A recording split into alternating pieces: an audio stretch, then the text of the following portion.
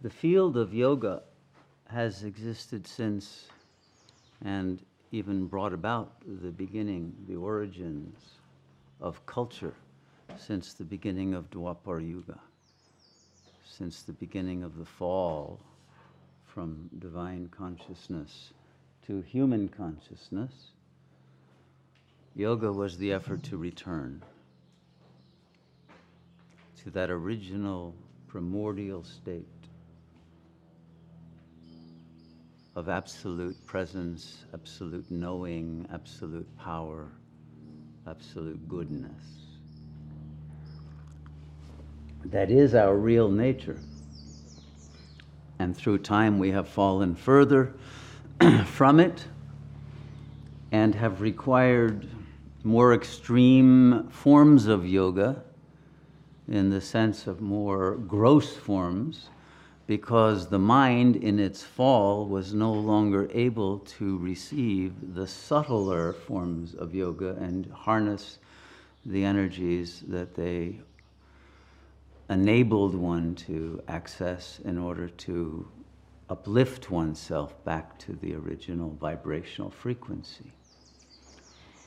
And so through the course of time, yoga itself has devolved to its current state of very commercialized hatha yoga that's basically a system of physical exercise that had nothing to do with original yoga. Now, original yoga is not ashtanga yoga. It's not Patanjali's yoga, as most people think. That's actually a fairly late occurring form of yoga, around the 2nd century AD already, post-Vedic, post-Vedantic, and came associated with the Sankhya philosophy, a very dualistic philosophy. But because that's the basic yoga that most people have heard about, and it still retains a great deal of integrity relative to the kinds of yoga that are fostered today by so-called yoga schools that have no interest in transcendence to that original state. It is a useful template to be able to take off from, to understand what is our intention and the methodology that is most appropriate to attaining the absolute, meaning the regaining of our original nature. Ashta means 8, anga limbs, so it's a yoga of 8 limbs.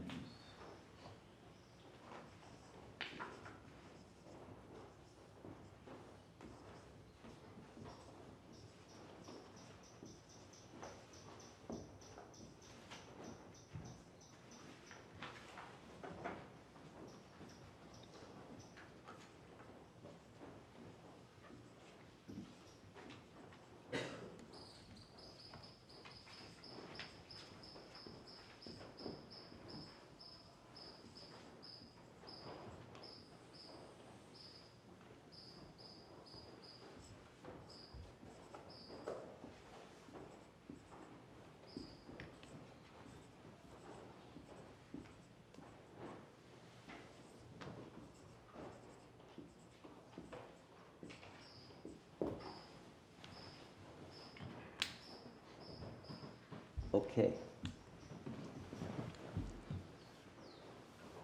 So, in the classical yoga schools, you were not admitted into the school unless you could prove that you had already mastered the yamas and niyamas.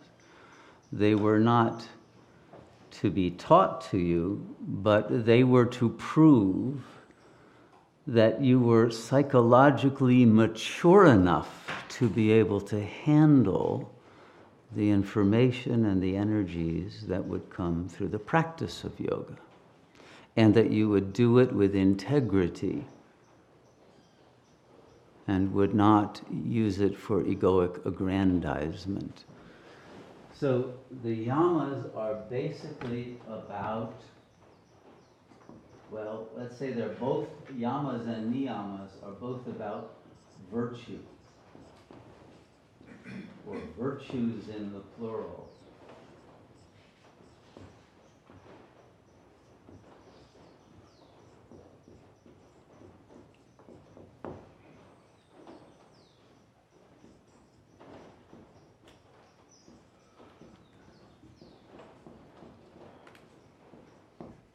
So the yamas are more about self-constraint, self-control, the ability to forego gratification, the ability to remain with a consistency of intention that enabled you to sacrifice the pleasures of the ego that would get in the way of spiritual development. And the niyamas more about your habits of practice of life and your use of your life energies in service of God. So this should already be one's original attitude in order to be able to learn how then to get closer to the God that you already believe in and want to serve, and want to learn how to serve at a higher plane than simply that of devotion on a human level. So yoga was to go beyond bhakti through the means of jnana and dhyana, knowledge, intelligible understanding of the higher dimensions and nature of reality beyond what is apparent on the visible plane, and the knowledge of the source of all that it appears. So the yogis understood that if someone has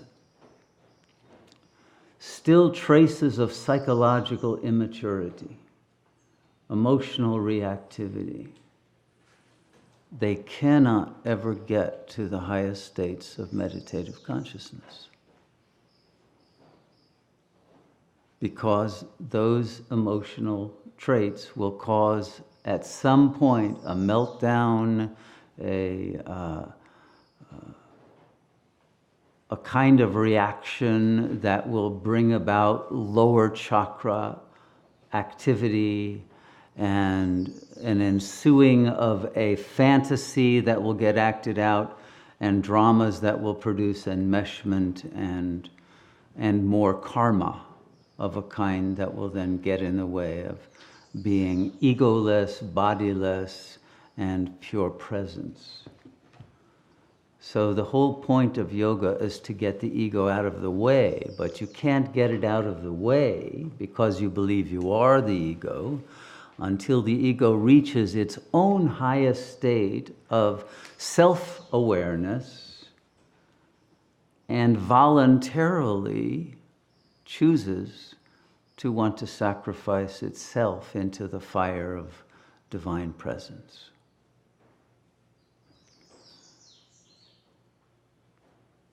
And this requires a very high state of psycho-spiritual maturity, because otherwise one's loyalty to more phenomenal plane ambitions and desires and attachments will conflict with the desire to disappear into the oceanic consciousness that is non-personal.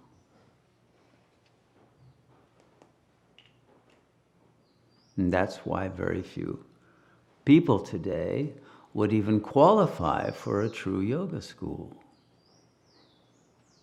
And if we were to insist on people having mastered the yamas and niyamas before coming here, well, nobody would ever come.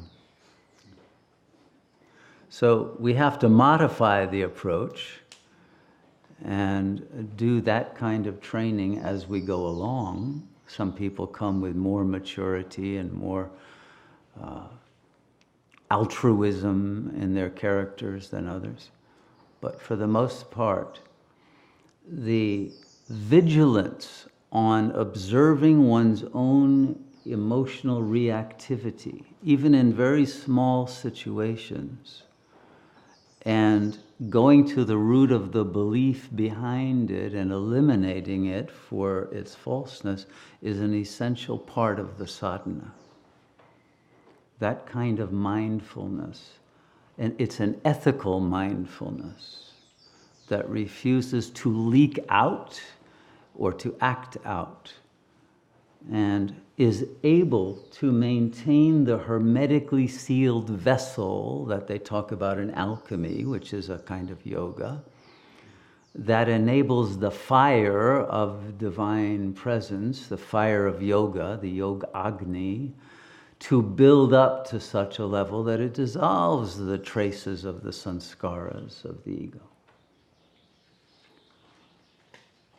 But that eternal vigilance is the price of Jivan Mukti. So, that is something that has to always be part of our practice, and mostly takes place outside of class, in all of our interactions with one another and with the world, how we treat nature. Do we throw trash out the window carelessly, or do we care for the beauty, the sundaram of our environment? All of the ways that we relate to all, because all, nature and humans and wildlife who live in the environment, all are part of God's creation. So, the second, of course, development of Ashtanga Yoga is asana. But asana then didn't mean what asanas, plural, today mean. The asanas that we know didn't actually develop until about the 11th century AD, and were gradually developed, and really not until the 19th and 20th century did full-on asana practice as an end in itself, as a form of hatha yoga versus raja yoga, jnana yoga. The older yogas become popular and dominant, and mostly originally as treatment for people who were physically ill, etc., or who couldn't meditate without calming down their anxiety through physical activity. And it was used as a more forceful way of depicting, through poses that actually symbolize higher states of consciousness, the nature of God consciousness in imagistic ways that were act out in living metaphors, living statuesque forms that one was to concentrate on and meditate on while doing the pose. It wasn't simply to limber the body or get stronger or develop any of the other potentials of the body, but of the mind. But asana originally was simply the ability to sit, asiento in Spanish. It is the ability to sit for a long period of time without being disturbed, without having to move, without losing one's focus, so that one could cultivate that connection to God that would become so strong that even after one got up, that one would not change one's state of consciousness until one was in a permanent state of meditation. The next pranayama, now there's a very complex series, a whole field of study of pranayamas, different kinds of breathing exercises for different purposes. But the original motive of pranayama was simply to stop the breath, to reach kumbhaka, because the breathing rate and the mental thought rate were in sync. So the slower is your breathing, the slower are your thoughts. And if you stop the breathing, you'll notice that the thoughts are almost automatically in abeyance as well. And there will be times in deep meditation where this will occur naturally. And you won't have to take a breath for a long period of time, and you'll find that those are the moments when you go into the deepest state of silence and presence, and you will taste the power and the bliss of the Absolute. So, the first four all have to do with the body and the world of action, the physical realm, the visible realm. They all have to do with the body-mind that is connected and still identified with the vehicle. In the next phase of yoga, we go to pratyahara, which is the withdrawal of your attention from the body and from the world and from all of the concerns of the mind related to the outer world. And you begin to withdraw into the intelligible inner world, the world of pure mind, the nature of mind. You begin to enter into that level of consciousness that has nothing to do with your outer life. Okay, so in a sense, this is where the inner yoga begins. When you have let go of any interest in the body or in the world or in karma, and you are freeing your mind of all of its attachments to the external and moving into that dimension of consciousness that is independent of the world. That leads you to the final phase of yoga, dharana, dhyana, and the goal of yoga, samadhi. Dharana, we could say, is the very effortful intention to concentrate. Concentrate, like concentric circles, to bring the mind ever more to its own center, to the very central point of light that is the source of all thought, the Jyoti Bindu. So it is this power.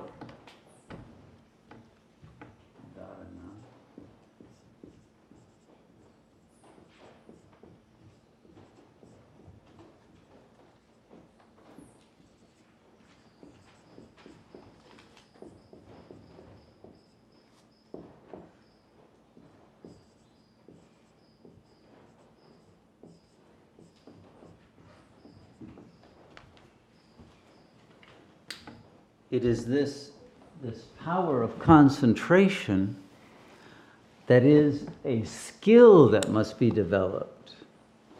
It's like weightlifting. You are developing the muscle of concentration because the mind will want to go off on a tangent. When you concentrate, and of course in Hatha Yoga you may concentrate on an external object, like a candle flame, or you may concentrate on a mantra, you may concentrate on an image of a deity or something like that. But Sat Yoga, we want to concentrate on the self, the Absolute. And that's much more subtle. If you concentrate on an object, it's much easier because there is something visible, imagistic, or something conceptual. And so those forms of concentration will only take you so far, because the whole point of yoga is to go to the transconceptual, to be in that state of mind that has no images and no thoughts. So our concentration wants to be on that which is inconceivable. That requires a lot of practice.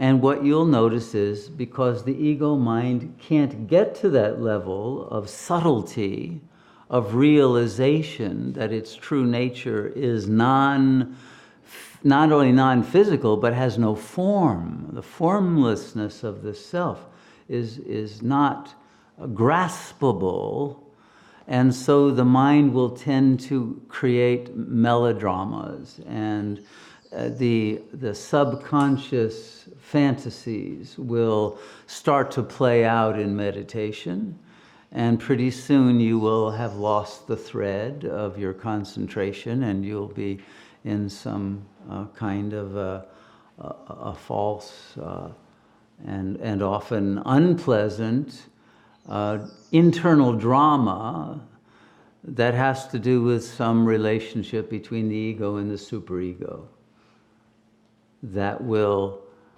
reemplace the self-image as having all of the false beliefs you were trying to leave behind. So it'll try to undo everything you've attained by getting to that level and bringing you back to an egoic state of consciousness. And then you'll wonder, why am I sitting here? I can't meditate. This is ridiculous. It's hopeless. And everybody goes through a period like that. But eventually one reaches a point where the concentration hits the goal, hits the bullseye, the famous image of Arjuna's bow and arrow hitting the target. And one's concentration then becomes effortless and consistent. And one is able to then be in dhyana. And now real meditation begins to take place because you are now in constant contact with the self. And the mind can remain in silence. And without any intervening fantasies, without any interruptions, distractions, or other forms of egoic attempts to disrupt your ascension to higher vibrational frequencies. Once you remain in dhyana for a sufficient amount of period, that amount of time that is effortless, so it becomes second nature, it's spontaneous, it's not something you are doing, but it becomes simply the nature of your being, you will enter into full absorption. And since your focus, your object of consciousness is not an external object or even a subtle object,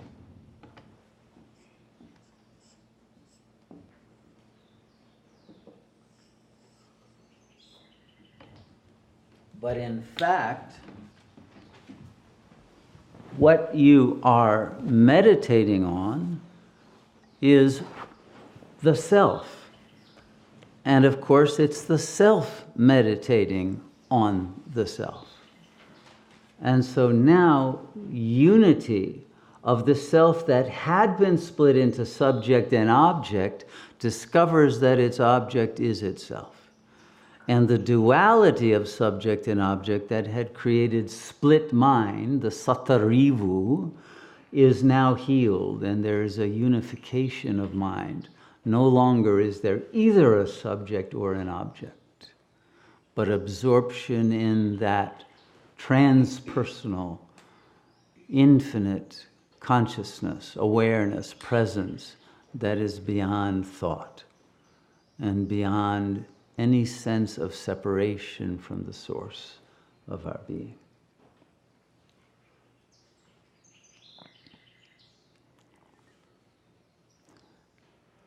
Now, Patanjali speaks of different levels of samadhi, vitarka, savitarka, nirvitarka, and savikalpa, nirvikalpa samadhi. We don't need to go into all of those various strata, because ultimately it is a samadhi, it is an absorption in that silent presence in which you realize that you are that.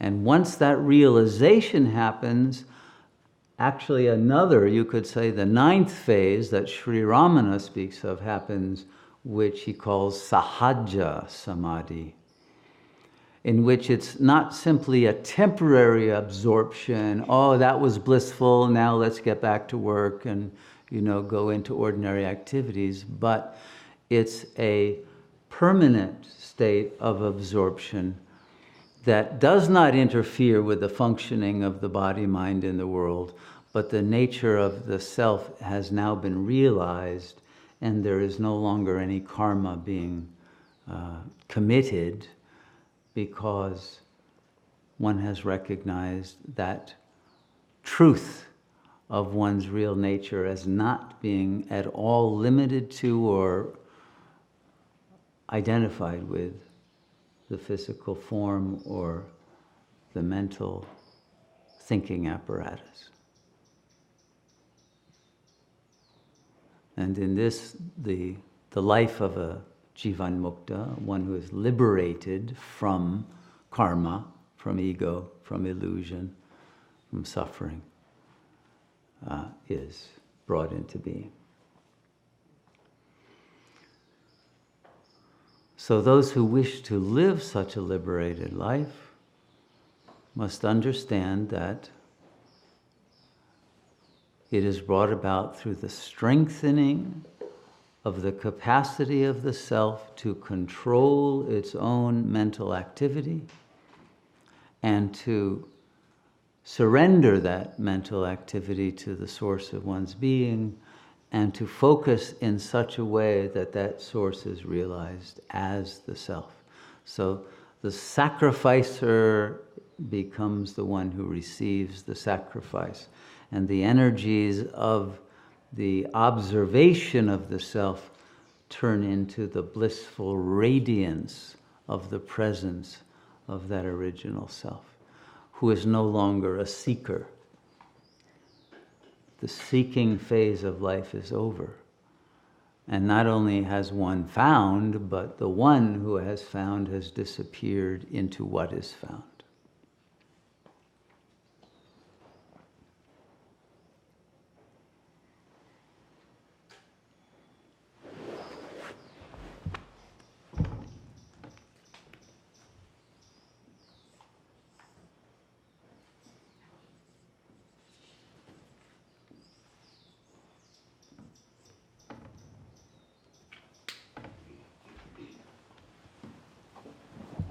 The combination of these final three phases is referred to as samyama.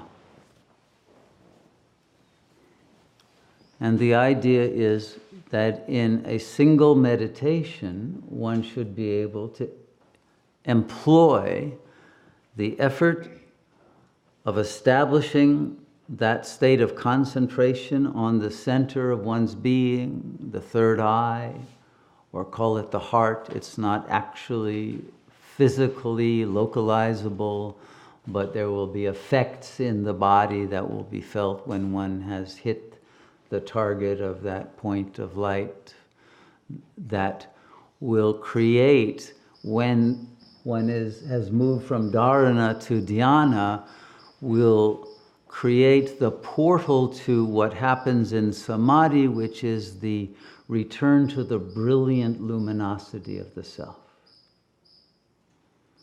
And that pure light of the Supreme Self and all that comes with that light, the information it carries, the power, the bliss, all of it becomes a flow into the consciousness that transforms one's understanding of oneself into that supreme presence. Once that happens, all frames of reference that one had about reality fall away, and you realize how much of an illusion you had been living in, how false had been your worldview. You realize that everything that the ego thinks on its level of consciousness about the world, about itself, about life, time, history, even science, all of it is just an opinion. There's no truth at that level. And that's why science can't create truth or discover truth with a capital T. It'll hypothesize a theory, and those theories have generally a short shelf life or are overturned by other theories. The theories that overturn them are equally just opinions, and they may be based on very precise experiments and observations, but they're based on premises that are not experimentally verified. And all of it tends to decay very rapidly, so that if we are honest, we realize at an ego level we're clueless about the nature of reality and about what we're doing or about who we are. And that humility, again, then can lead to the desire, the yearning to discover truth and get out of the field of mere opinion that is also the field of karma, of suffering.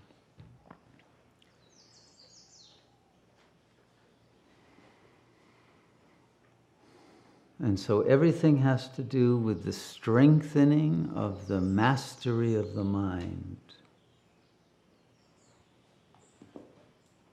and the refusal to allow the ego mind, which is a mind based on images, affects, concepts, to run away with you and take you on its dead-end journey into mirages of happiness, mirages of power, mirages of beauty, mirages of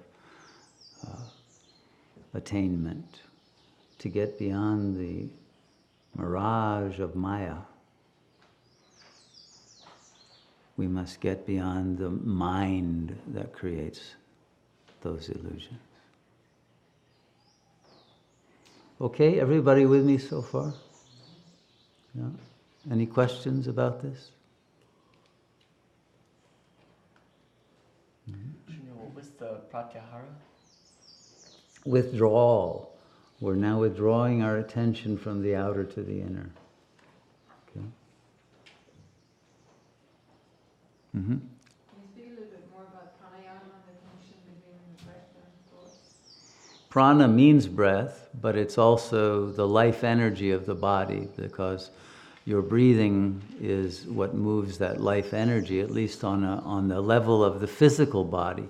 But we who have this study of 7 bodies, we know there is a pranic body. And in that sense, the prana refers to the strength of the bioelectromagnetic energy that is actually flowing through the body.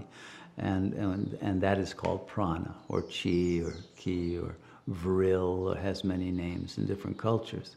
But what we do when we meditate is, by silencing the mind, we stop the activity, we're silencing the breath, stilling the breath, quieting it. The mental activity is able to become more sattvic and is able to become more silently understanding of reality without having to think. And so the mind is then able to drop into a much deeper depth of presence when the breathing isn't going continually. And this actually brings us from the pranic body into those levels of presence which are based on Shakti. Prana is actually a stepped down level of Shakti, in the same way that visible light is a stepped down level of divine luminosity. But the breathing practices of pranayama, all these various practices, are originally intended to reach a point where you can stop breathing for longer periods of time and be in that state between breaths, in which you are also between thoughts. And you want to expand the gap between thoughts, because that's how you get into the silent presence, right? So that's basically pranayama is an external instrument to try to bring you to the internal level. The problem is it works only temporarily. Once you start breathing again, you lose it. So we want to be able to have control of it that doesn't require an external method, but you will discover that as you quiet your thoughts directly, the breathing will also slow down. So it works in both directions. But you don't have to focus on the breathing. If you focus on the breathing, you're still staying at the external level of this first plateau. You want to go to the second level so that there is no sense of a physical body being functioning, but pure mind. Okay. I'm trying to relate experience in meditation with eyes open and eyes closed. I feel like spontaneity is like just before thought. And my question is, what is beyond the witness? What is beyond witnessing? Mm-hmm. Well, this is the point of meditation, is to discover just that. But it can't be described in words because that source of the witness ultimately is the absolute that is indescribable. So why is it that during meditation with eyes closed, the appearance of this light seems to be it's like a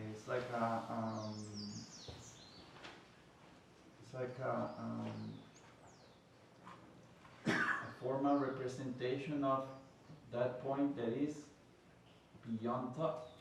Like, Yeah. but I seem to be always chasing that thought.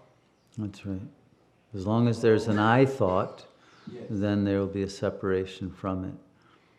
That's why you need to let go of the I thought and then realize you are what you are chasing.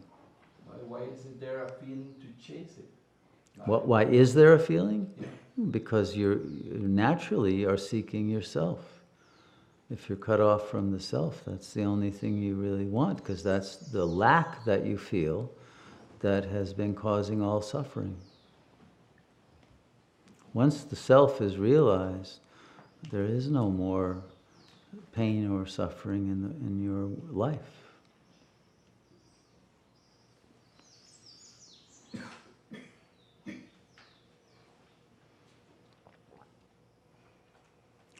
So the practice of samyama is to not go in a gradual way, but an instantaneous way, from the effort to the effortless realization of that light of the God mind, and then total absorption in it until the one who is aware of it has now disappeared into it, and that, thou art that is what you are.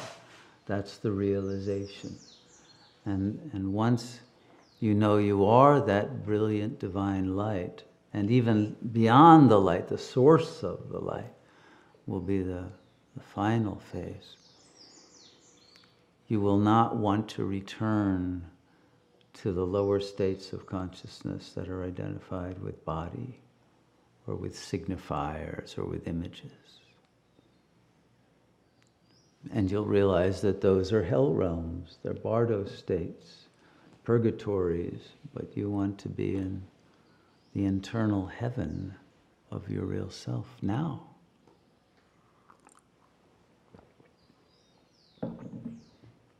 Okay, is everybody up for doing a meditation? Yeah? Okay, let's put the notes away and sit comfortably, and you can put some background music on, Premaji. Thank you.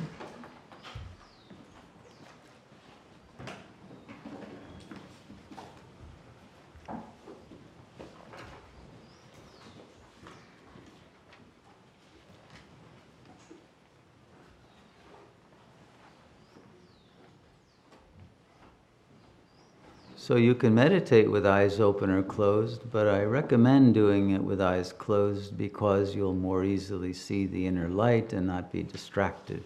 Eventually, of course, you want to meditate in all conditions, in all states of consciousness, and not be interrupted.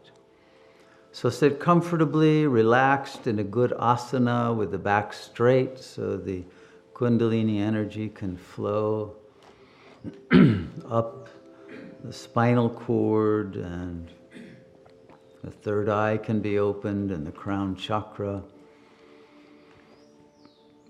We'll start out with a little pranayama, which is simply the counting of your breath. Count each as you inhale 1, as you exhale 2, your next inhalation 3, etc. Go up to 10 and then start over again. Let's do a few rounds of that because that will focus your concentration on the breath and allow you to let go of other thoughts, and the breath will naturally slow down.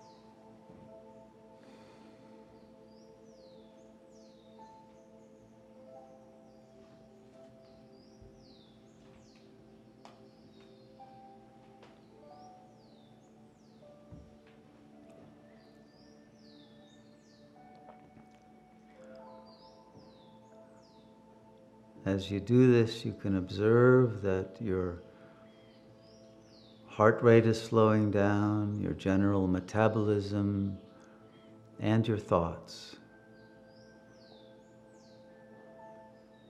Your brain waves are changing, and there should be a greater serenity in the body, a relaxation of any tension in the muscles, a letting go of any stress.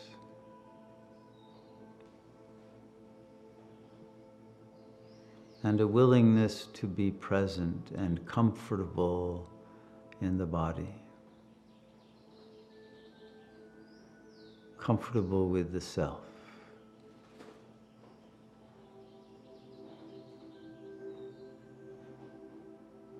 And now let's go into pratyahara. Let's withdraw the attention from the body. It's in a good space, it's safe, it's relaxed. Now let's focus internally.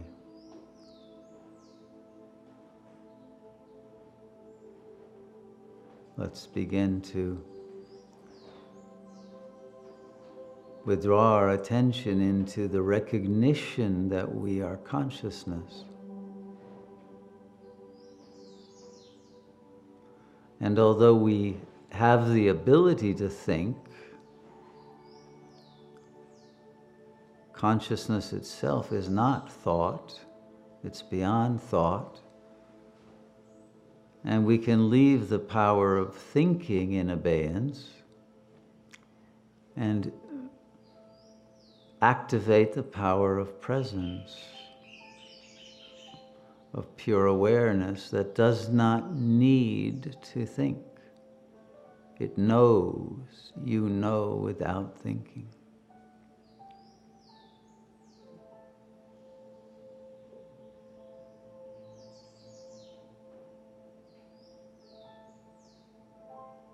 And feel what it's like to stay in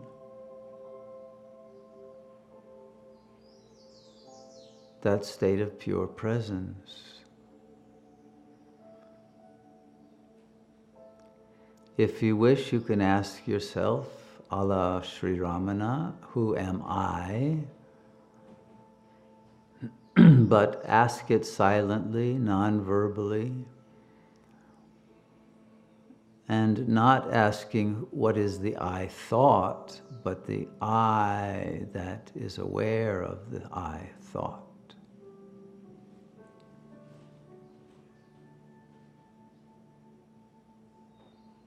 And situate your center, your focus, your awareness in that beyond of thought that is presence.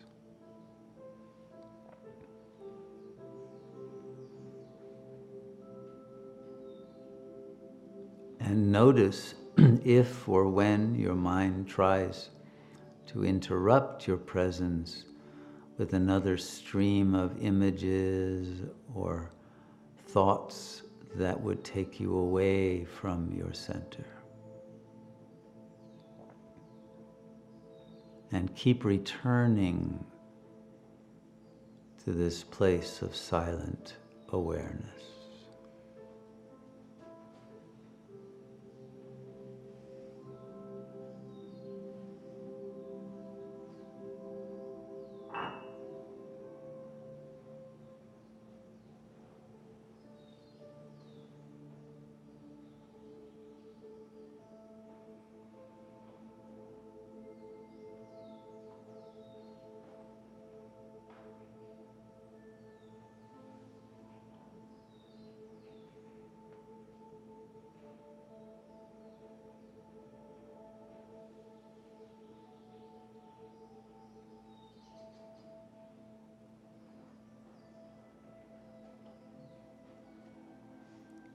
Now, because the mind at the ego level is easily distracted, and because if you have not eliminated false beliefs from the ego mind, they will come up and interrupt your silence.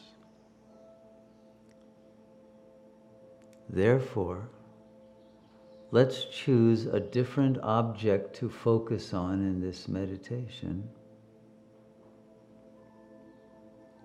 which is an image I would like you to create of yourself, your bodily self, your appearance. But your appearance in the near future, once you have eliminated all the false beliefs, once you have entered into samadhi, once you have realized the divine nature of your being and live out of this true self, how do you look?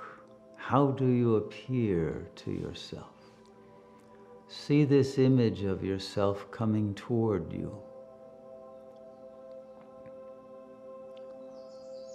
And notice the way this being that is you walks and gestures and acts toward you and feels.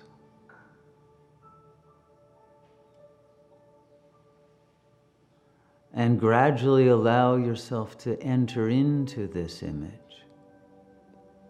so that you taste the feeling state of a liberated being.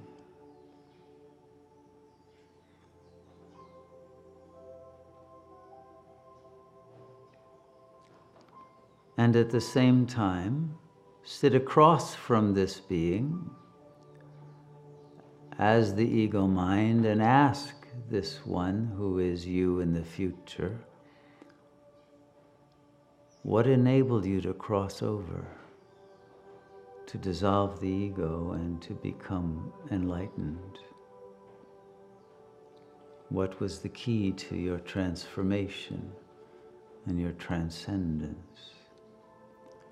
And hear the wisdom that your own real self offers you.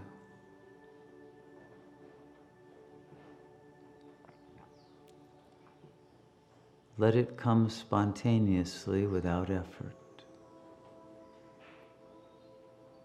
And even if it is only a silent smile, feel the energy with which that is transmitted.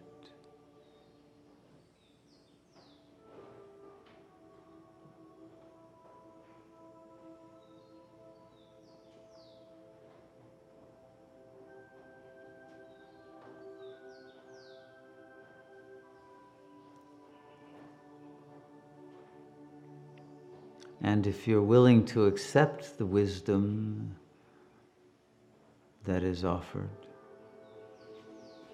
then because time is an illusion, invite this future being to enter fully into your current form, to possess you, to integrate with you and as you. And feel your body now filled with this energy of liberated presence.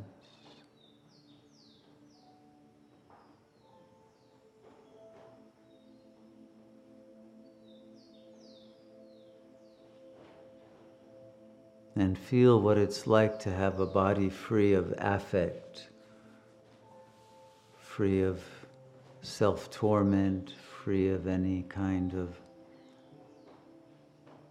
egoic chains, but a kind of freedom that you may have never known before. A fearless presence, free of desire, free of the illusion of death, free of suffering.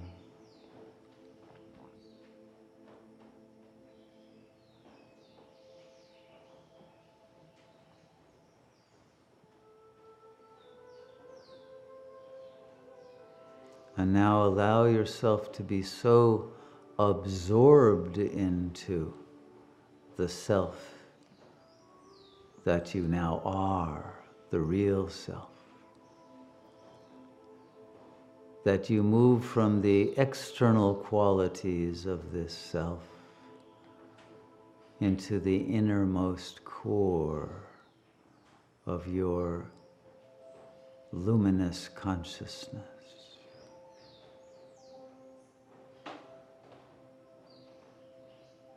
And become completely absorbed into the source of your being.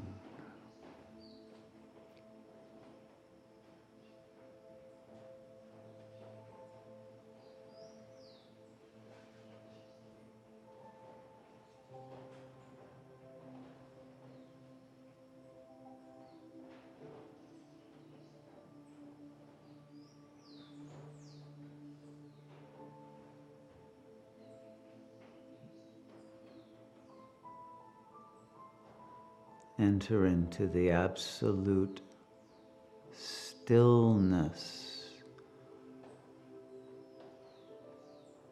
where there is no mental activity, the 0 point.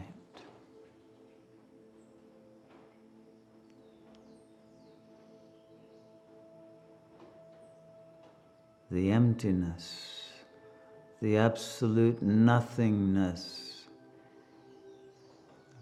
that is infinite fullness.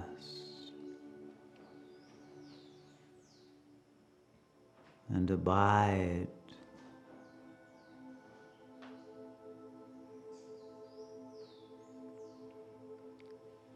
as limitless, timeless presence.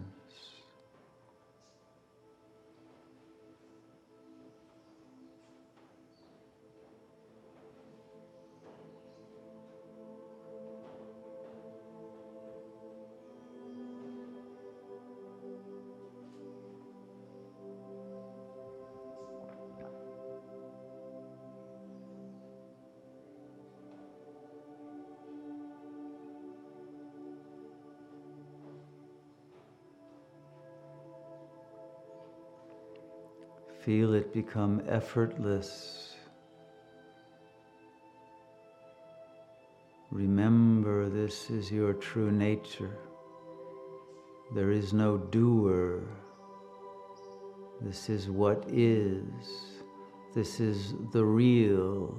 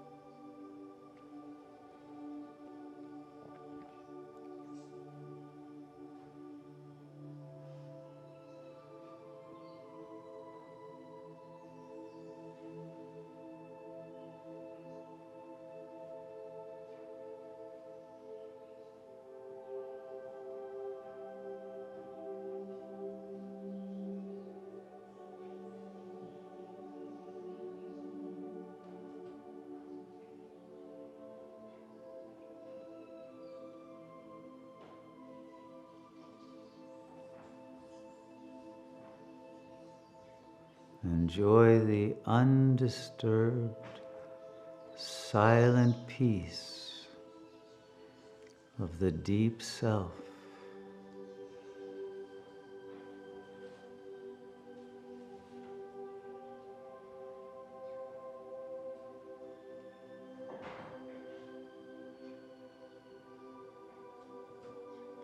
Free of the world illusion.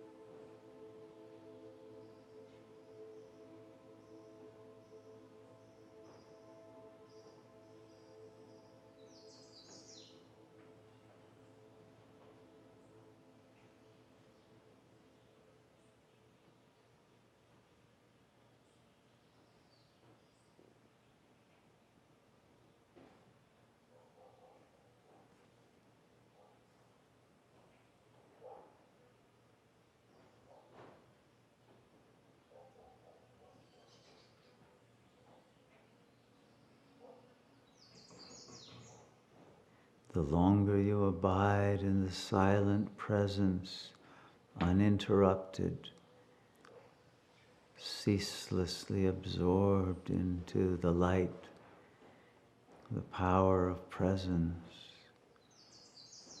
the boundless openness of being.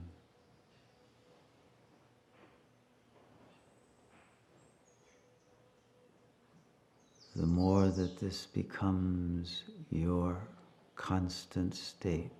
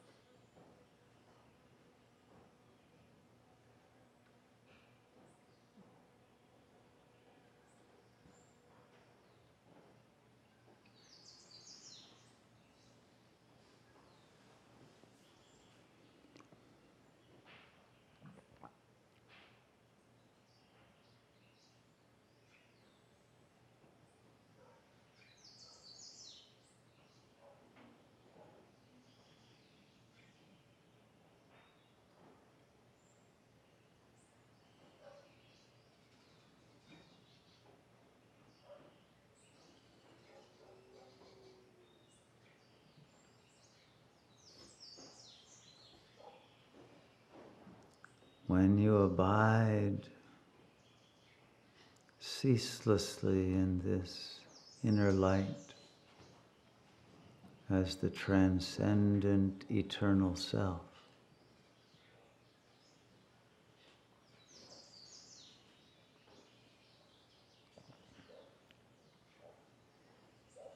the separation from enmeshment in matter becomes complete. This is called Kaivalya.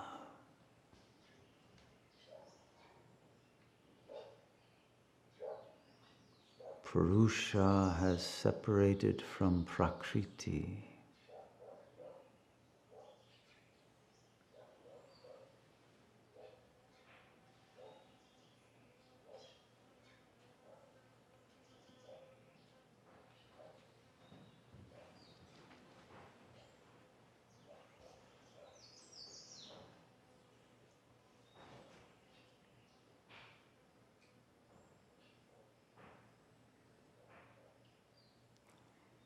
But now take the next step from this place of silent presence. Recognize that all that is sensed by the body, the whole world of appearances,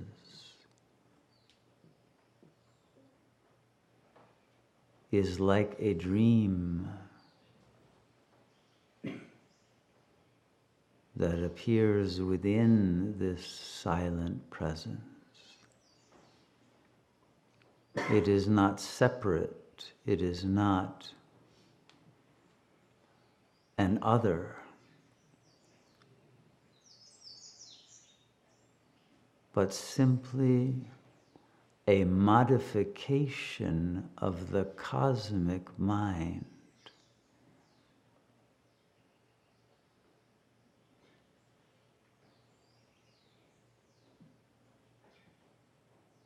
A dream within the mind of God.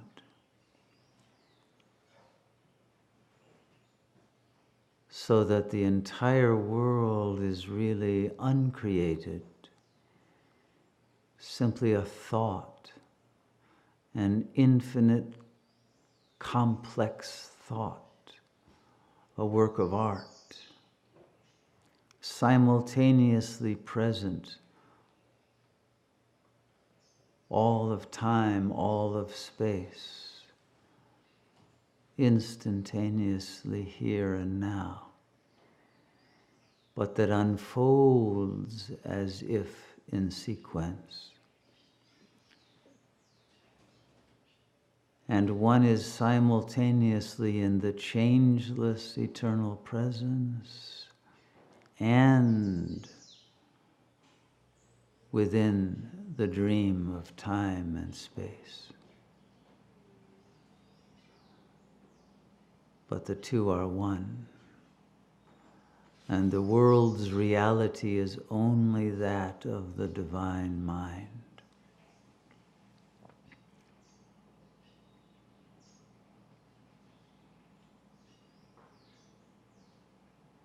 Its meaningfulness is aimed at the divine understanding. It is God's thinking to itself, creating beauty.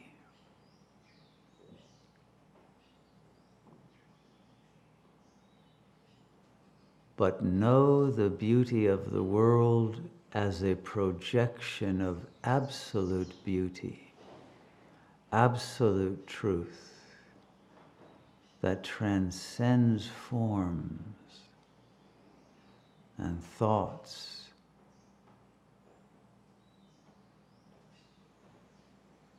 and is none other than the self.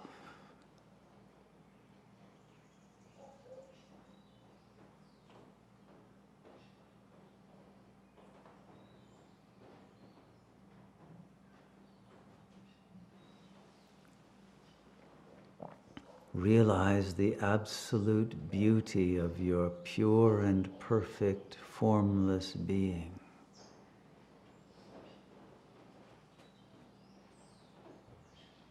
Your silent presence, your primordial consciousness. You are truth and beauty.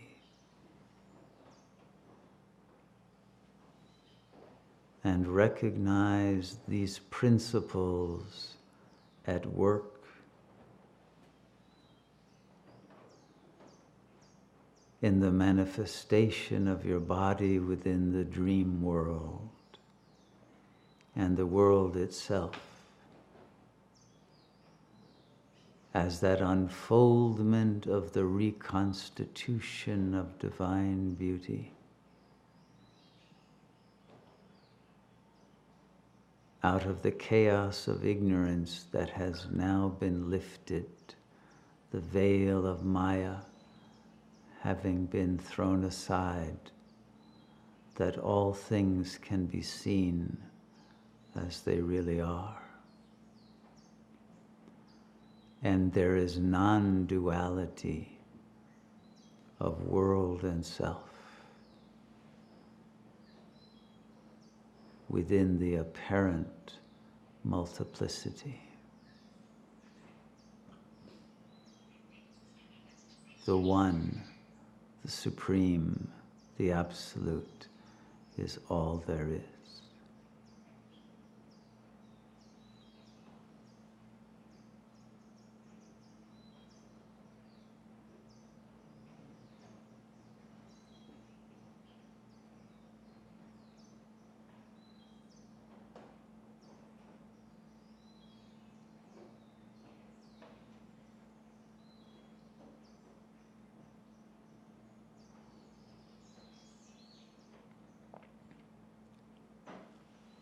Feel how natural it is to be free of thoughts,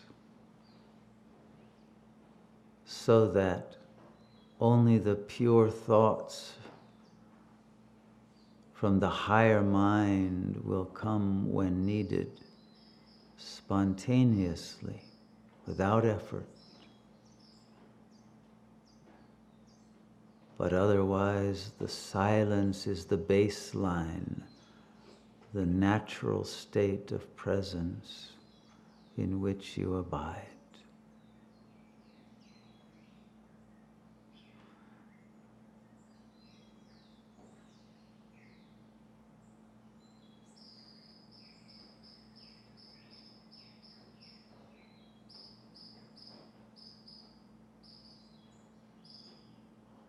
And in this abidance, you are claiming your birthright of divinity, claiming your power,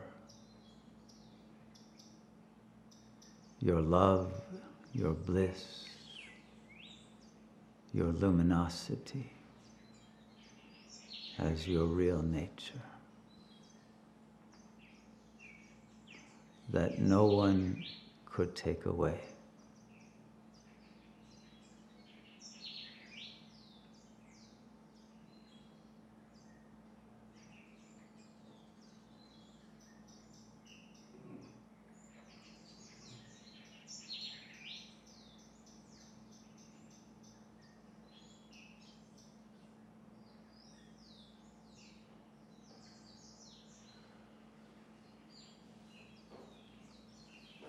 And now,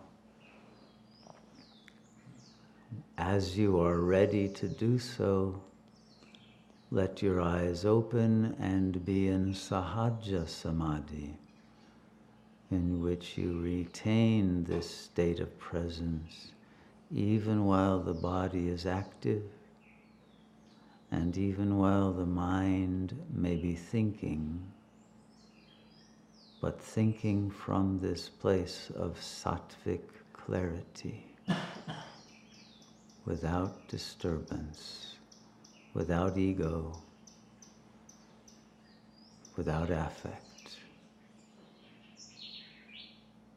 just peace and quiet joy. Om Shanti, Shanti, Shanti.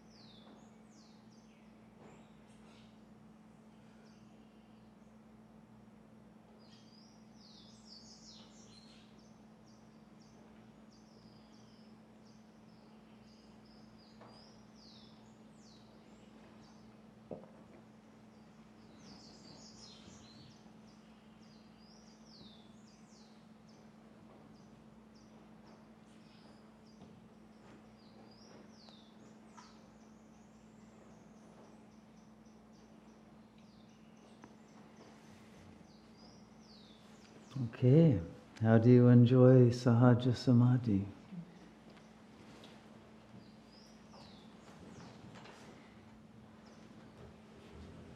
May you choose to live in this state.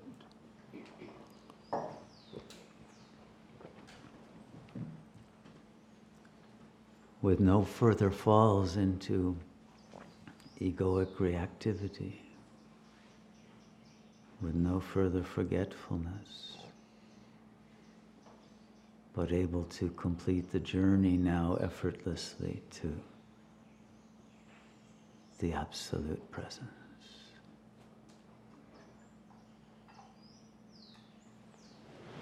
Was this meditation helpful to people? How many found it useful and enabled you to get to silence? Yeah? Okay. So you see how easy it is.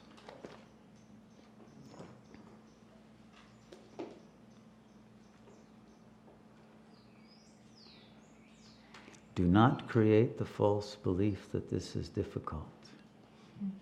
That's the worst self-sabotage.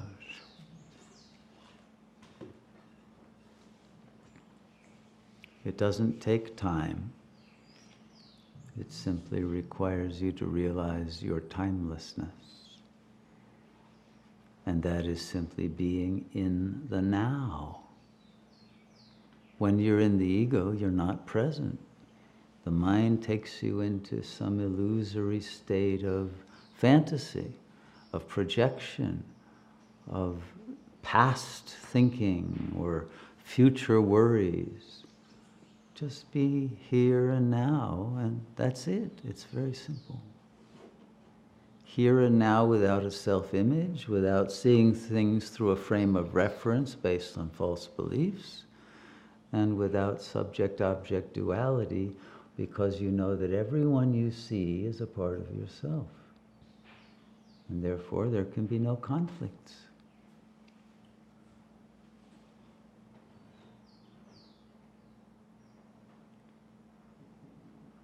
Okay, floor is open.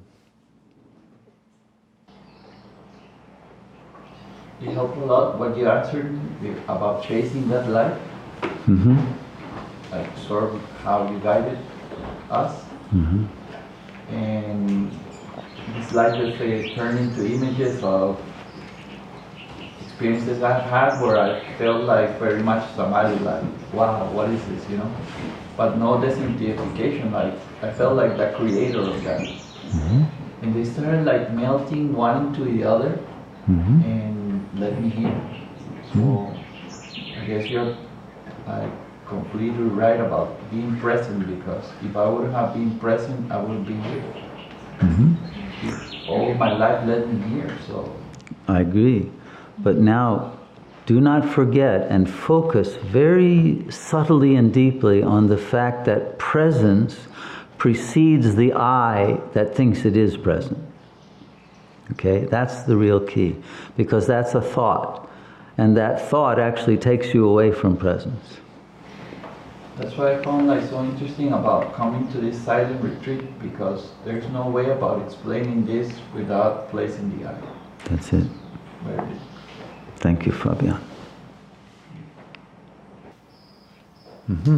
If you see light during meditation, if you see light, are you supposed to be trying to get beyond that, or is that a projection? Inner light you're talking about now, or outer lights? Inner light. It's a reality. The self is light. It's divine light, okay? It is that light that produces your dreams, right? There's a light in your dreams. It doesn't come from the sun. Where does that light come from? It's the light of the mind itself. So the light is what you want to be absorbed into, so that there's no one seeing the light any longer. You are the light, okay? But then there will be a realization that no, you're actually the source of the light. The light is emanating from you. It's like the sunlight versus the sun, right? Yes, wonderful light, but beyond that is the source. And then there is absolute knowing and freedom. Okay.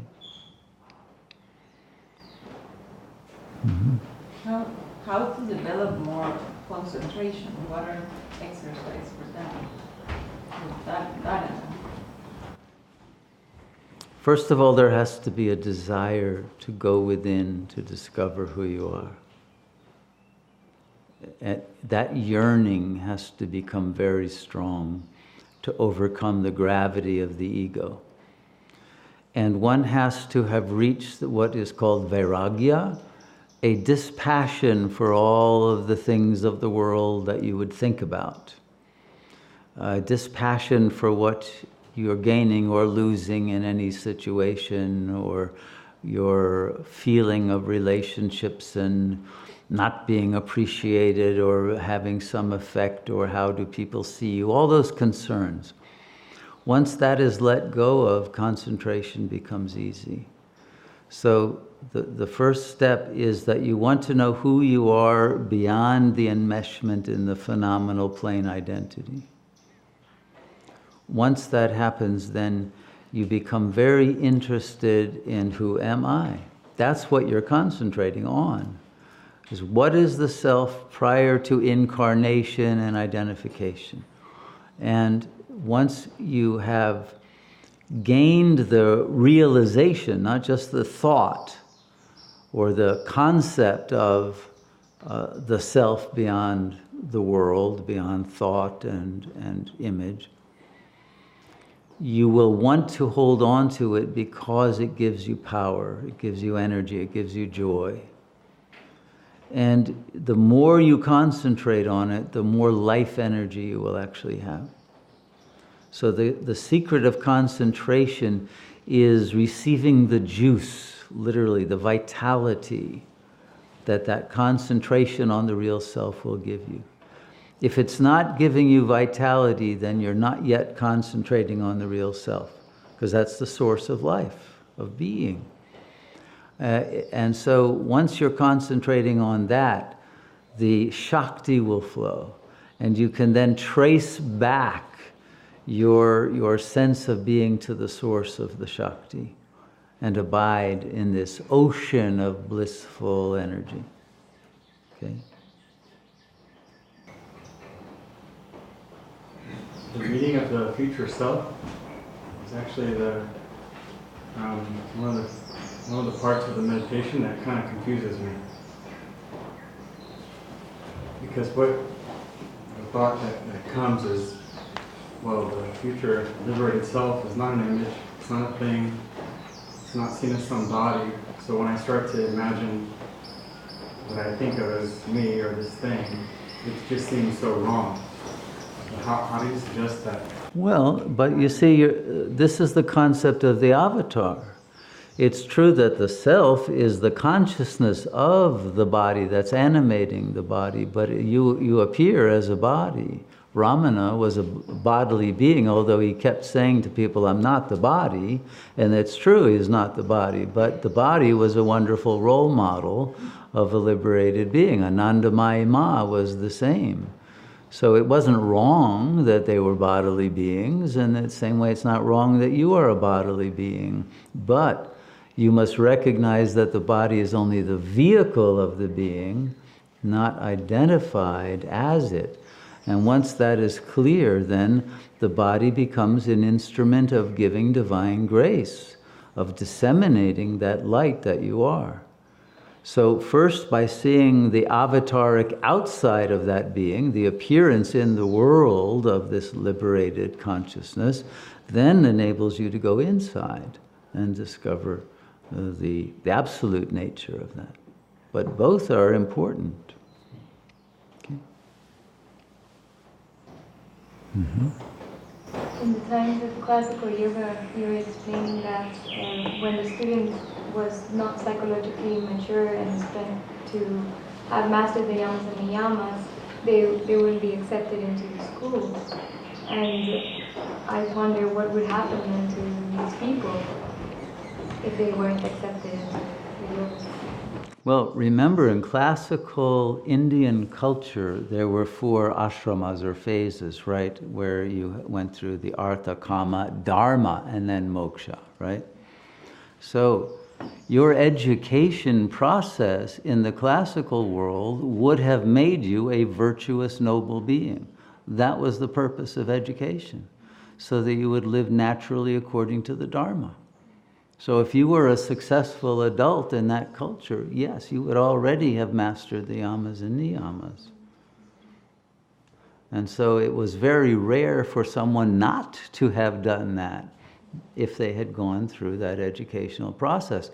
Today, what we call an educational process is a horrible degradation. It's a bullying process that makes one lose all interest in learning or growth or development to higher levels.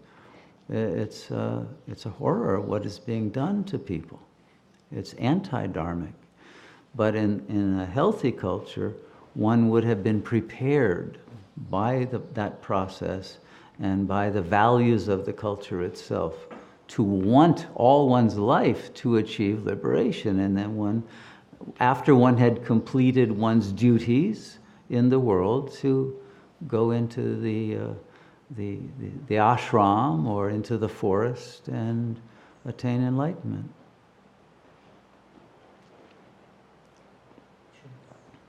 Mm-hmm. I really enjoyed the meditation, the guided meditation. I do enjoy all the guided meditations with you, which is different from any other meditation teacher I've ever had, because it's almost like hypnotizing. I feel really like you're saying the right things at the right time for me to go deeper. And during this meditation specifically, I found that there's this, curiosity awakened in this state of sweetness. There was a sweetness and it didn't seem so frightening to me. Mm-hmm. Sometimes when I feel like I'm going into a higher state, even though it's probably still a very low state, but in a bit of a more thought-free, wider state, and I started to feel anxious, but there was a sweetness to that meditation, maybe because there was this illusion of another being, but it came closer to me and it became part of me at least a little bit, and it was very sweet. I really enjoyed that meditation a lot. It was very nice, and I felt a lot of heat inside of me, but a comfortable heat, beautiful. Mm-hmm. A warmth in your heart. Yeah, exactly. And that's what took away the anxiety, right? Possibly. I actually was pondering on that a little bit, whether there was before enough opening of the heart or something like that. Yes. You see, the anxiety is based on the fear of abandonment. It's the fear of loneliness and rejection and all of that. Well, here when you're meditating, you're getting into aloneness, but you're getting into an aloneness in which you are all one with God. So you're not alone. You're with that supreme protector, that supreme love and beloved and light and joy and power. And so you can feel safe for the first time. I think that's the sweetness, that absolute safety and that absolute sense of being held in the arms of a loving God. If you cultivate that, then all of the fears that the ego has of abandonment will fall away, and you'll be able to let all of the traces of its symptomatization of its fear and its anger and its sense of unworthiness fall away, and your divine, beautiful, perfect nature will emerge and manifest fully. I had a little bit of a conflict, possibly in interpretation or maybe semantics of the meaning of avatar, where I understand that it's the absolute that decides to come in a human form for specific purpose or mission to reestablish Dharma, Shanti, etc., because of the state of, in this case, of the planet. That's correct. With no attributes, no karma, like Krishna, like Rama, etc. As an incarnation, but the others that are not, as reincarnations where they have to go through the process of psycho-spiritual development to realize that they are that. But my quote-unquote conflict or lack of correct understanding is when you talk or you use the word avatar. In our case, please just clarify that. You see, ultimately from God consciousness, which is non-duality, reincarnation is an illusion. We are always already the avatar at that level of the real self. That gets obscured and concealed, but is never lost. And so it's at the very end of time, oddly and paradoxically, once we have lost all sense of that sacred divine nature, that it is suddenly refound. And the real self, the one, not the individual ego, right? It's not that one who has been doing the effort. That one dissolves into the one, and then the one embodies itself. So it isn't the one who is working, but the one whose work has been completed and who has now died completely into the one self, that then enables that self to be embodied. Same thing happened with Sri Ramana. At age 16, he decided he wanted to die. Partly, I think, because his father had died, and he was actually devastated by that, his biological father. And he went through a moment of anxiety, of fear of death, but the fear of death came because he wanted to die. He didn't want to live in this world any longer. And he lay on the floor, and he went through his death, right? He actually died. His ego died at that moment, and the Father took over the use of his body. And as he said, then his body was carried like a speck in the wind all the way to Arunachala. The Father said, well, then come to the mountain of the Father and just sit in a cave there. You don't need to do anything. And he belonged to the Father. He had no will of his own. He didn't care. He didn't want to move even when ants were chewing up his legs and rats were nibbling at his toes. Didn't care. He had died as an individual, and the Father had taken over. Well, the Father made sure there was no real harm that came to him and saved him from the Patala Lingam, the hell realm below the Arunachaleshvara temple that we chanted to before, and brought him into the fame and fortune that he didn't care at all about. But he was in an avataric state of consciousness because there was no one there anymore. But that avatar was the result of a long series of incarnations of a being who finally completed with absolute vairagya any interest in being in the world. And so there was a transcendence of worldhood, and the divine nature took over. Now, we don't have to go through the same kind of tormented pathway that Ramana did, seemingly tormented. He wasn't. He didn't feel any pain or suffering at all. But I think he needed to have that charitra as proof that you don't suffer no matter what the conditions are. And he was penniless. He knew nobody in Tiruvannamalai. He was, absolutely bereft of any visible support. But God took care of him completely. And so the same is true for all of us. If we would have but that amount of trust and die into the presence of that supreme light, we would all be avatars. And it is at this moment, at the very end of time, that frankly there is nothing else to do but to return to that avataric nature.